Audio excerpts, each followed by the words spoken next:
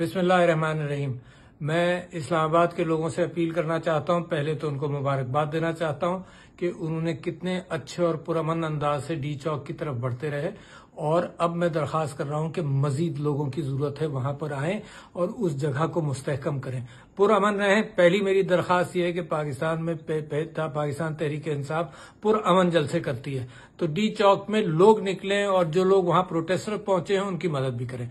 दूसरी बात मैं आपसे ये कहना चाहता हूं कि ये प्रोटेस्ट कल तक तो जारी रहेगा, और जो अब लाहौर में कल होगा उसके लिए भी सेंट्रल पंजाब के लोगों से अपील कर रहा हूं कि सेंट्रल पंजाब के लोग आएं, लाहौर को उसी तरह से कामयाब करें जिस तरह से माशाअल्लाह पिंडी को कामयाब किया आपने, जिस तरह से माशाअल्लाह आपने फैसलाबाद को कामयाब किया, जिस तरह से मियांवाली को कामयाब किया, जिस तरह से कराची में कामयाब हुआ।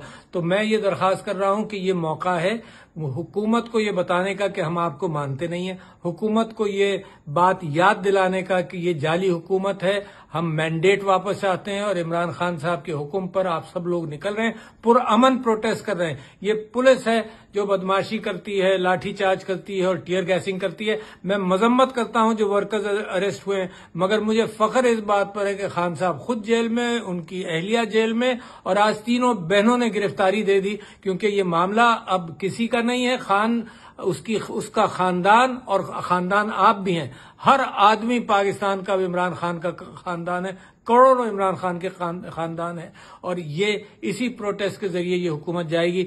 तो निकलें और लाहौर के प्रोटेस्ट को भी कामयाब करें, आज इस्लामाबाद और कल इस्लामाबाद को, और फिर कल लाहौर को भी कामयाब करें। शुक्रिया। मुझे पूरी उम्मीद है कि आप अपनी बात पर पूरे उतरेंगे।